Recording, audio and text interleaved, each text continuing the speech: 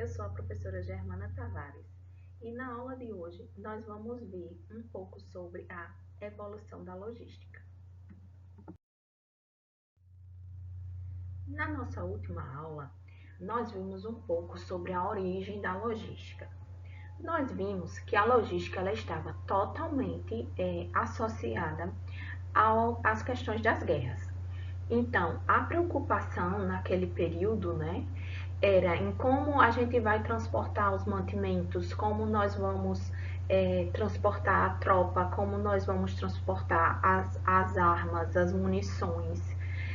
Tínhamos que pensar na melhor rota, a ser seguida. Então, a logística ela estava totalmente associada a essas questões. E vimos também que ela era vista apenas como um mero centro de custo. Ela não era vista como uma função da administração que poderia trazer grandes vantagens competitivas para a empresa.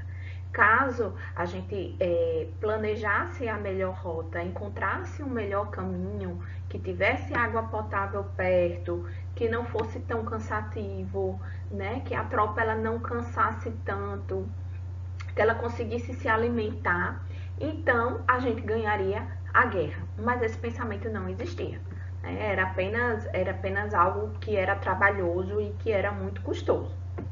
Com o fim da guerra, a gente viu que as organizações começaram a mudar esse enfoque e ver que a logística ela precisava ser melhor trabalhada. Então, houve o quê? Uma busca pela vantagem competitiva, da vantagem competitiva por meio da logística. Então, as empresas elas começam a ver que o consumidor ele passa a ser um pouco mais exigente e aí ele está exigindo que o produto esteja no local certo, no tempo correto, na qualidade esperada e com as informações que o cliente precisa ter. Então, a logística ela começa a ter essa conotação. E aí a gente viu também na última aula esses elementos da logística. Então, a logística, para ela ser vista como uma fonte de vantagem competitiva, ela precisa primeiramente o quê? Planejar. Ela consiste num processo de planejar, de implementar, ou seja, operar e controlar o fluxo e armazenagem de matérias-primas, produtos, informações, dinheiros, desde o ponto de origem até o ponto de destino. De que maneira? Eficiente, efetiva, econômica. Isso significa dizer o quê? Que o produto vai estar com o mínimo custo, que ele vai ser um produto correto, na quantidade correta, no lugar certo, no tempo exato. E isso tudo em busca de quê? De satisfazer as necessidades e preferências dos clientes. Então, a logística ela passa a ser uma atividade, uma função de planejamento que é pensada de uma maneira estratégica. E ela pensa desde o começo, desde o ponto de origem, se preocupando com toda a cadeia de suprimentos, com toda a cadeia de abastecimento. Então, por exemplo, se eu tenho uma empresa produtora de queijo, eu tenho que estar preocupada desde o fornecedor do leite até se o meu cliente recebeu esse produto de maneira correta, no local correto, com a qualidade esperada, acompanhando com as informações que ele necessita. Então, toda a cadeia ela precisa fluir, trabalhar de uma maneira harmoniosa, de uma maneira harmônica. E isso implica no conceito de supply chain, que nós vimos também na última aula. Então, a partir do momento em que a logística deixa de ser vista apenas como um mero centro de custo, de armazenagem, passa a ser vista com um olhar mais estratégico. As empresas começam a se preocupar em entregar mais rapidamente a mercadoria, em fazer com que a mercadoria chegue ao cliente, ao consumidor final, na maneira que ele esperava, né, com a qualidade, sem estar quebrado, sem estar amassado, no tempo correto. E essas informações elas vão fluindo ao longo de toda a cadeia. A gente chega no conceito de supply chain, que é justamente a integração, né, dos principais processos de negócio do usuário final até fornecedores dos produtos, serviços e informações que adicionam valor para os clientes e acionistas. Revisada a nossa última aula, na aula de hoje, a gente vai abordar essas fases da logística, tá? Então, a fase 1, que é uma atuação segmentada, a fase 2, que é uma integração rígida, a fase 3 é uma integração flexível e na última fase, que é a fase da integração estratégica, mais conhecida como o supply chain, que a gente acabou de ver. Então, no próximo slide, eu vou passar um vídeo para vocês que ele digamos assim, ele contextualiza, digamos assim, essa fase 1 da logística, que é a fase da atuação segmentada. Então, vocês vão ver que no vídeo é do período da guerra, da Segunda Guerra Mundial, em que algumas empresas, indústrias, né, elas param de fabricar, digamos assim, de se dedicar ao seu foco de produção, digamos, a indústria automobilística, a indústria de brinquedos, enfim, de eletrodomésticos, e se voltam à produção bélica. E isso tudo cria um contexto que vai ilustrar, digamos assim, essa primeira fase da logística da atuação segmentada. Mais de 80 anos se passaram desde o fim do maior conflito militar da nossa história. A Segunda Guerra Mundial trouxe mudanças que moldaram o século XX. Uma das maiores características do conflito foi a utilização em massa de armamentos modernos como tanques, aviões, submarinos e porta-aviões, além de grandes operações logísticas que enviaram armas e alimentaram os soldados nas frentes de batalha. As indústrias dos países envolvidos tiveram papel vital, fornecendo todos os insumos necessários e voltando totalmente sua produção para os esforços de guerra, se favorecendo de sua localização distante das principais frentes de batalha.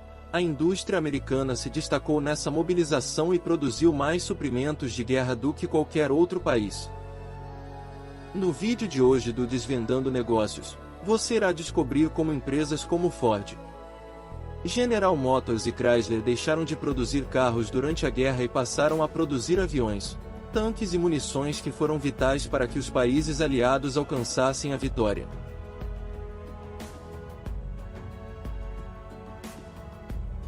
Diferente das guerras anteriores, a Segunda Guerra Mundial marcou uma mudança na forma como as batalhas ocorriam. Pela primeira vez, equipamentos modernos eram utilizados em larga escala em ataques devastadores. A Alemanha nazista utilizou de seu grande poderio industrial para criar uma máquina de guerra que dominou praticamente toda a Europa. Empresas como Siemens, BMW e Mercedes-Benz forneciam armas e veículos militares extremamente avançados que contribuíram para a soberania alemã no período inicial da guerra. A indústria alemã produziu durante o conflito cerca de 120 mil tanques, 160 mil caminhões de transporte, 1 milhão de metralhadoras, 130 mil aviões e mais de 1.150 submarinos. Com todo esse arsenal bélico subjugando a Europa, a Inglaterra era então a única nação que resistia ao avanço nazista, já que no começo da guerra, a União Soviética havia assinado um pacto de não agressão com a Alemanha nazista. Mesmo sofrendo com inúmeros bombardeios que fizeram sua força industrial ser parcialmente destruída, a Inglaterra produziu no período o equivalente a 90 mil tanques, 1,5 milhão de caminhões de transporte, 1 milhão de metralhadoras, 177 mil aeronaves e 18 mil embarcações navais. A milhares de quilômetros da frente de batalha, os Estados Unidos já possuíam a maior força industrial do mundo e inicialmente não se envolveram militarmente. Antes de entrar oficialmente no combate, O país norte-americano enviou milhares de suprimentos militares para apoiar o governo britânico. A situação confortável dos americanos mudou drasticamente no final de 1941, após sofrerem um ataque devastador do Império Japonês. Após o ataque sofrido, o governo americano estabeleceu um conselho de produção de guerra que tinha como objetivo converter todas as indústrias consideradas capazes de produzir suprimentos militares para que contribuíssem com o esforço de guerra do país. Do dia para a noite, a produção de bens industriais como veículos, eletrodomésticos e até brinquedos seria interrompida. O conselho determinou também o racionamento de recursos naturais como petróleo, borracha, minério de ferro e metal para que fossem direcionados às necessidades militares. Para se ter uma noção do esforço, antes dos Estados Unidos entrarem na guerra, cerca de 3 milhões de carros saíam das linhas de montagem. Após a nova diretriz da indústria, pouco mais de 100 carros foram produzidos até o final do conflito, destinadas a mudar o rumo da guerra. As fábricas americanas produziam dia e noite. Muitas delas foram convertidas rapidamente, outras foram construídas do zero, como a fábrica de aviões bombardeiros da Ford Motor Company. A montadora americana construiu cerca de 9.000 bombardeiros B-24 que foram fortemente utilizados na Europa. Nas fábricas das principais rivais da Ford também não foi diferente. A Chrysler produziu milhares de tanques de guerra e a General Motors contou com o maior contrato militar entre as empresas americanas, produzindo de cartuchos e metralhadoras, passando por caminhões e tanques, a motores de aviões e torpedos. Grandes empresas de outros segmentos também se destacaram na produção, como a Alcoa, gigante do alumínio que produziu peças para aviões e porta-aviões, e as grandes siderúrgicas e estaleiros que produziram um impressionante número de 150 porta-aviões.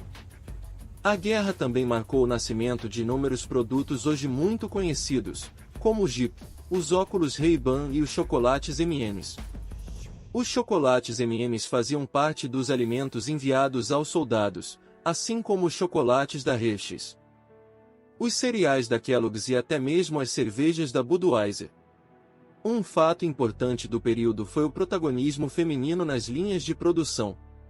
Como grande parte dos homens haviam partido para o fronte de batalha, cerca de 260.000 mulheres assumiram a fabricação de armamentos. Com suas fábricas funcionando a todo vapor, os Estados Unidos mantinham suas forças armadas abastecidas, além de também fornecer suprimentos para as forças aliadas. Além da Inglaterra, a União Soviética recebeu milhares de veículos, munições e alimentos que foram vitais nas grandes batalhas travadas contra a Alemanha nazista. Ao final do conflito, os Estados Unidos haviam produzido mais armas do que todos os envolvidos. Com um total de 110.000 tanques, mais de 2 milhões de veículos de transporte, quase 3 milhões de metralhadoras, 300.000 aviões, 1.200 navios de grande porte e 35.000 lanchas de desembarque, muito utilizadas no dia D. A indústria americana contou com a vantagem de não estar localizada próxima às frentes de batalha, o que fez com que não sofressem com bombardeios e dificuldades para recebimento de insumos. Fábricas localizadas na Rússia e na Inglaterra produziram milhares de armamentos. Porém, os especialistas são unânimes em afirmar que o esforço industrial americano foi vital para virar os rumos da guerra. Após a vitória aliada e o fim do conflito, as fábricas voltaram a focar em seus produtos tradicionais. Apesar de terem sua produção voltada à fabricação de suprimentos de guerra, as empresas envolvidas lucraram bilhões de dólares através do ato, muito diferente das empresas europeias que tiveram que reconstruir suas operações no pós-guerra. Se gostou do vídeo, deixe seu like e se inscreva em nosso canal para que possamos trazer mais conteúdo como esse. Até mais!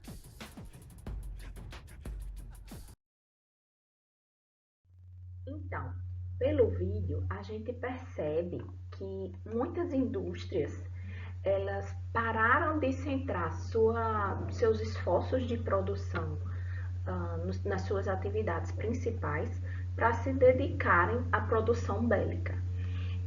O lado bom disso é que a capacidade de produção que eles desenvolveram, principalmente da produção em série, né, em massa, em larga escala, ela foi ampliada. Então, com o fim da guerra, nesse cenário aqui de pós-guerra, havia ali uma capacidade ociosa. As empresas, no caso americana, né, que o Japão ela precisou se reerguer.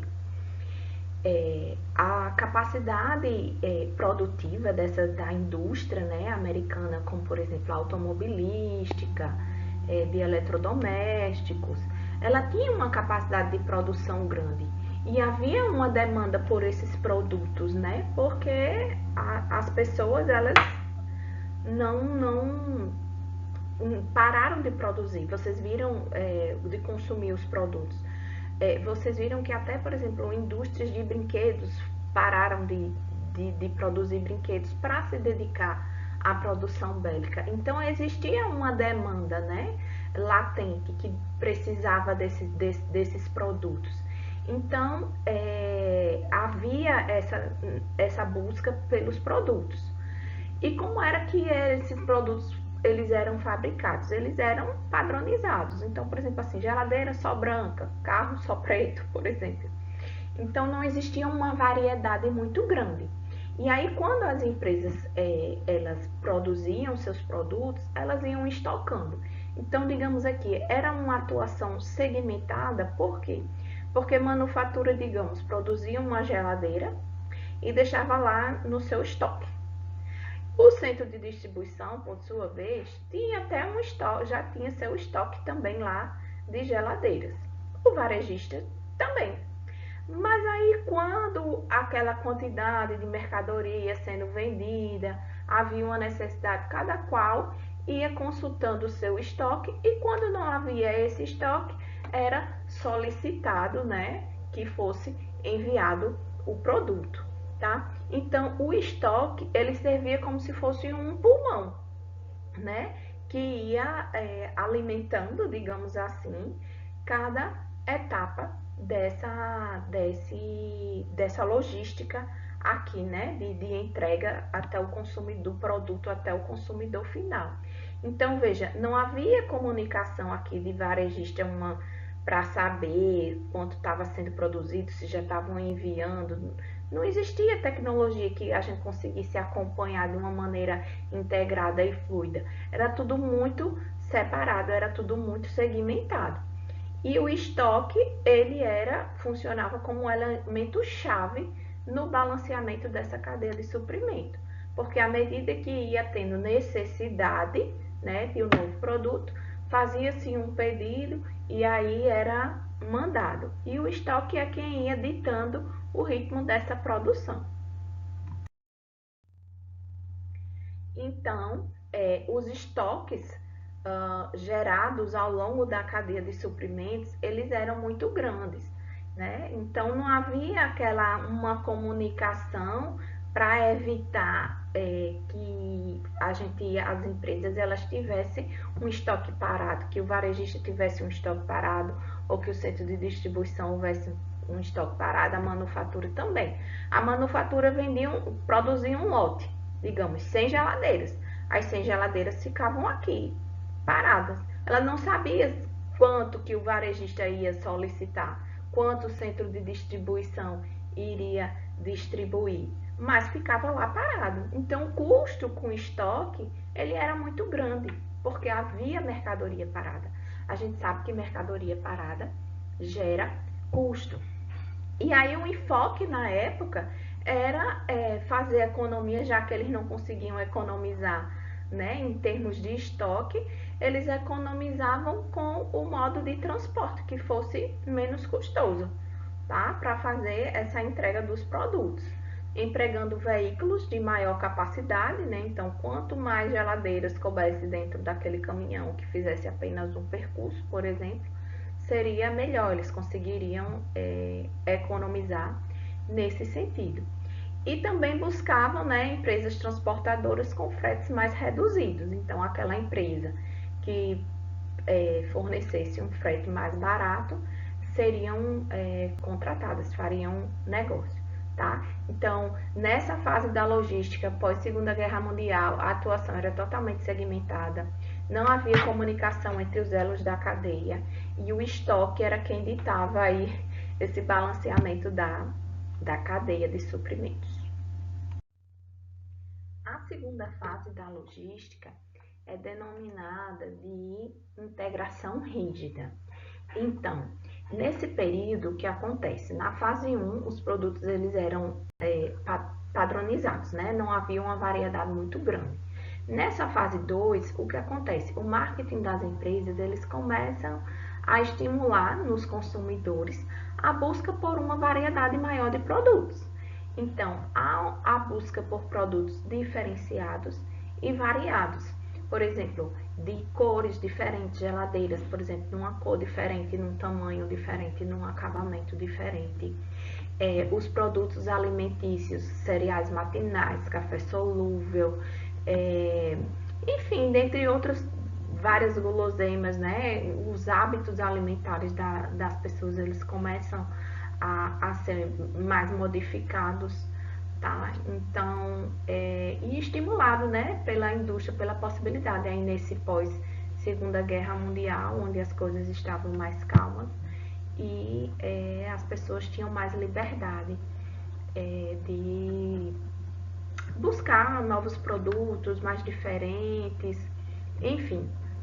E aí as indústrias, elas possibilitaram, né, elas conseguiram atender essa demanda, essa exigência, digamos assim, do mercado consumidor por meio do uso de um processo produtivo mais flexível, sem necessariamente repassar custos para o seu consumidor.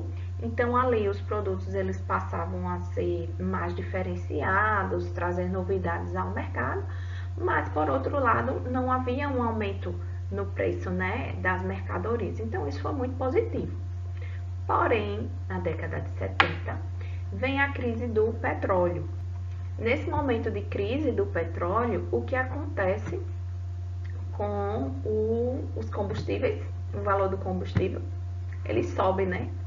Então, aumentando o valor do combustível significa dizer que a logística vai ser impactada, porque para transportar as mercadorias e entregar as mercadorias, esse custo de transporte vai impactar diretamente no valor final do produto, da mercadoria.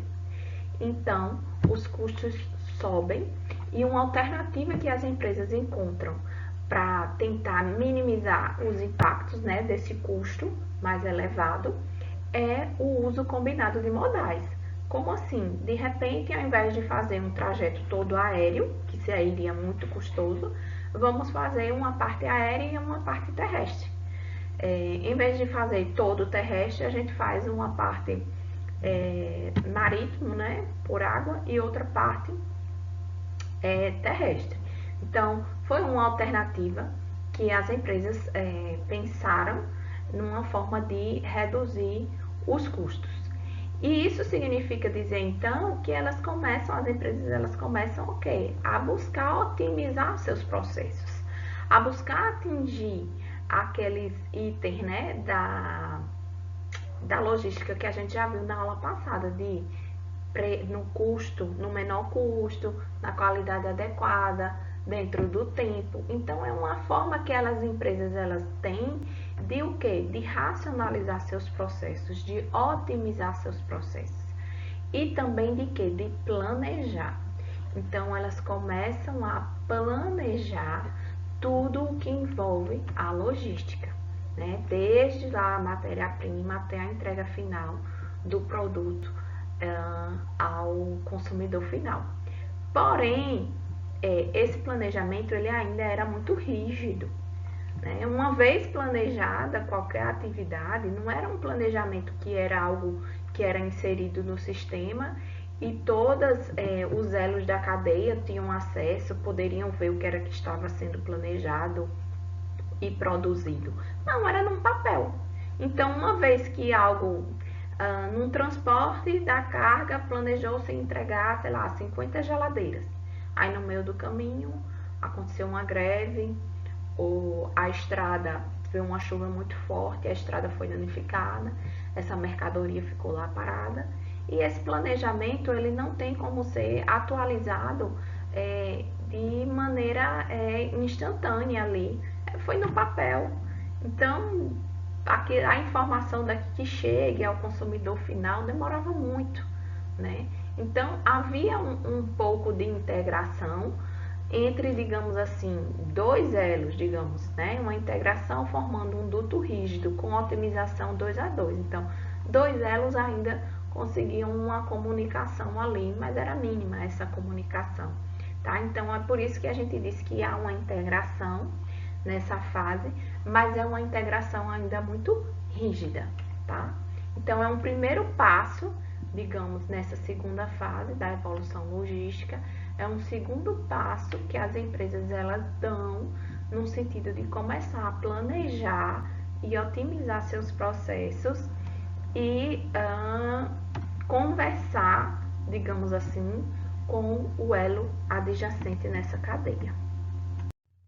Bem, a fase 3 ela é denominada de integração flexível.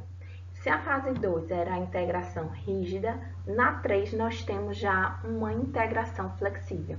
Então, essa é a característica principal dessa fase, né? É uma integração mais dinâmica e flexível entre os agentes da cadeia de suprimentos. Porém, essa integração ela só acontece em dois níveis. Dentro da própria empresa, porque antes nem dentro da própria empresa essa comunicação ela fluía tão facilmente. Como assim? O setor de produção, por exemplo, com o setor financeiro, né? Com o setor de marketing, com o setor de RH, em termos logísticos, né? Então, passa a haver uma integração, uma comunicação maior entre os setores dentro da própria empresa e também nas interrelações da empresa com seus fornecedores e clientes, tá? Então, veja que é uma integração das empresas, mas, no entanto, ela só se dá duas a duas, ou seja, apenas com seu elo imediato. Não é a cadeia inteira, né, que está se comunicando, que as informações estão fluindo. Não. É apenas no seu elo mais imediato. Então, quando algo acontece, né, pelo menos com esse primeiro contato aí, né, do seu elo, a empresa consegue se comunicar para poder solucionar algum problema de entrega, né? Então, se aconteceu algum imprevisto, alguma greve, algum pneu furou, né? Ou a produção, uma máquina quebrou e houve um atraso de produção, é possível comunicar para que, por exemplo, o teu varejista consiga aí ver uma alternativa devido à falta desse produto, né? Então ele não fica tão prejudicado. Então existe uma harmonia, né? Uma fluidez de informação ao longo da cadeia.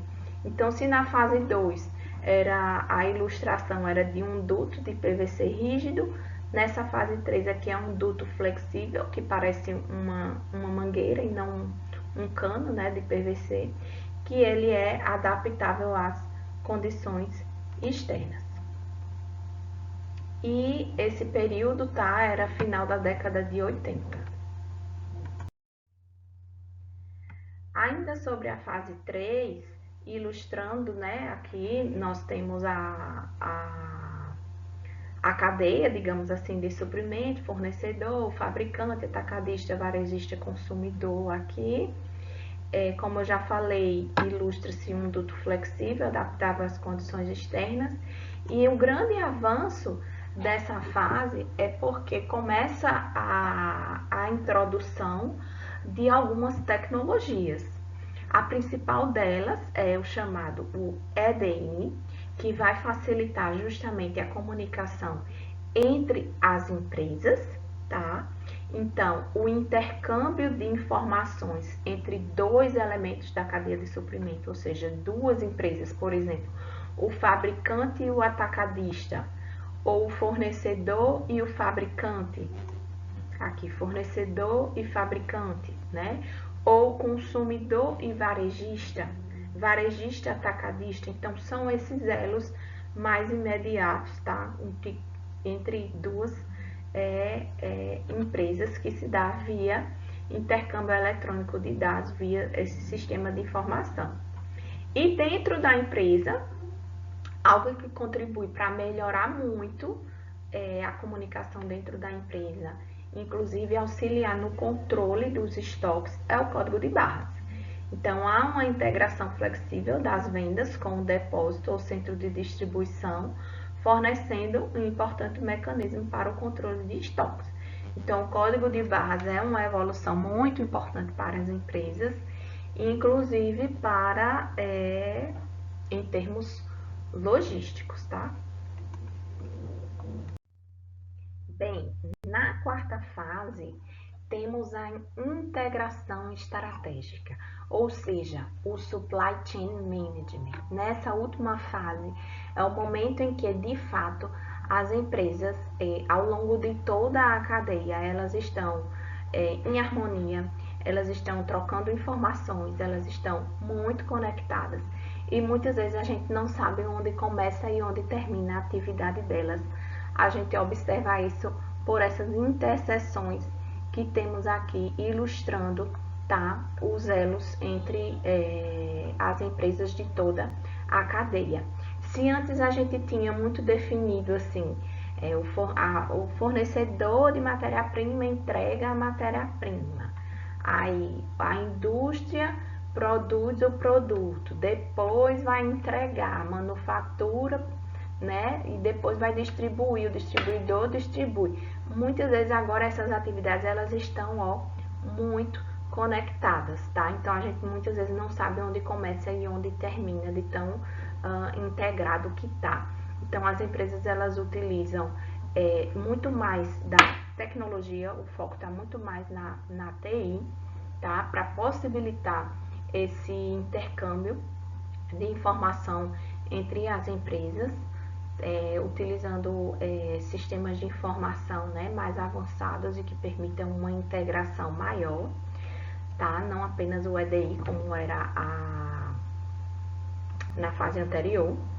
Elas estão muito mais focadas nas suas core competence, ou seja, que são as suas competências essenciais. Então, aquilo que elas são boas de verdade. Então, elas estão trabalhando muito mais nessas questões. E há, de fato, uma integração plena e estratégica. Então, a logística, ela passa a ser entendida como algo que pode permitir uma vantagem competitiva para as empresas. E pensar estrategicamente a logística é justamente o que a gente planejar e adquirir para as empresas algum diferencial. Seja porque muitas vezes a gente vai a gente compra na Magazine Luiza porque a entrega é super rápida. É rápida, o produto chega na qualidade esperada, no tempo, tem um preço bom, às vezes não tem frete, a gente não paga frete.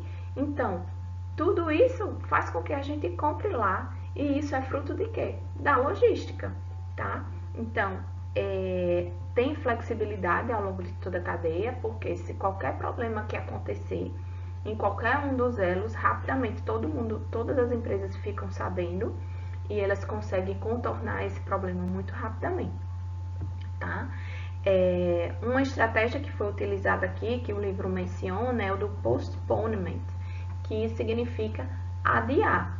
Então, por exemplo, a Benetton, ela fabricante de vestuário, né?